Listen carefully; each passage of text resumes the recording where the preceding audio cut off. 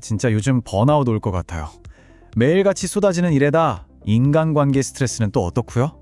정말 하루하루가 전쟁이 따로 없다니까요. 혹시 역사 속 인물 중에 뭐랄까 황제 같은 사람들은 이런 걱정 없이 편하게 살았겠죠? 글쎄요. 어쩌면 우리보다 훨씬 더 심했을지도 모릅니다. 오늘 이야기의 주인공은 바로 로마의 황제 마르쿠스 아우렐리우스입니다. 우리가 보통 철학자 황제로 알고 있지만 사실 그의 통치 기간은 로마 역사상 가장 힘든 시기 중 하나였어요. 무려 14년 동안 국경에 나가서 전쟁을 치러야 했고요. 제국 전역에는 수백만 명의 목숨을 앗아간 끔찍한 전염병이 돌았습니다.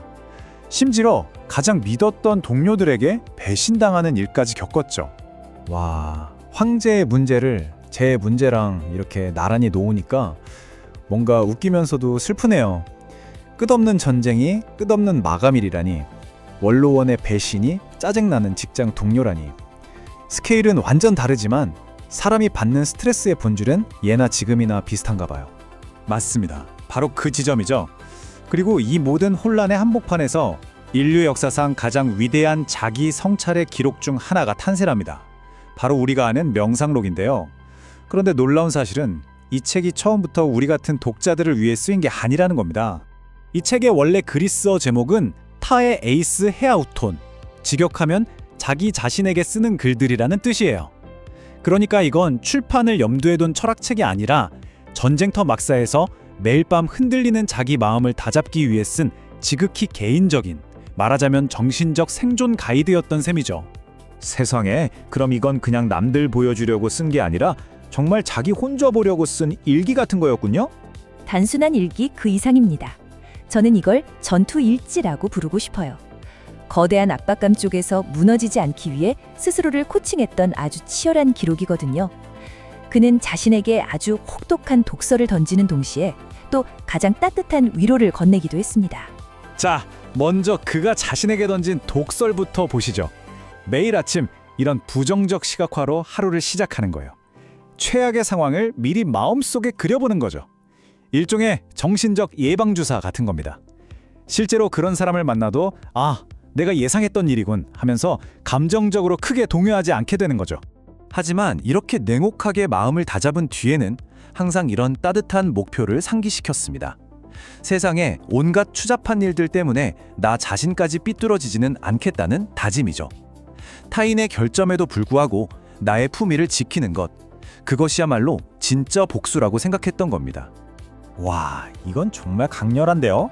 스스로를 이미 죽었다고 생각하라니 좀 섬뜩하게 들리기도 하고요.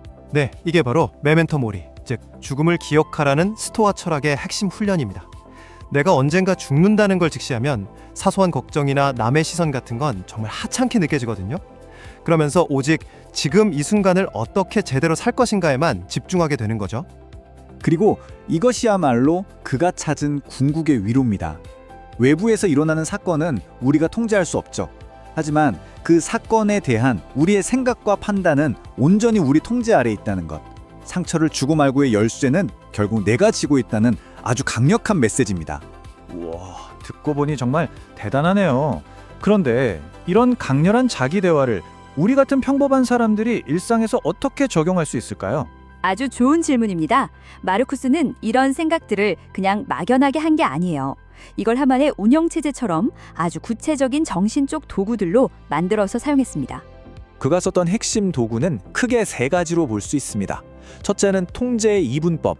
내 에너지를 낭비하지 않기 위해 내가 바꿀 수 있는 것과 없는 것을 명확히 나누는 기술이고요. 둘째는 위에서 내려다보기.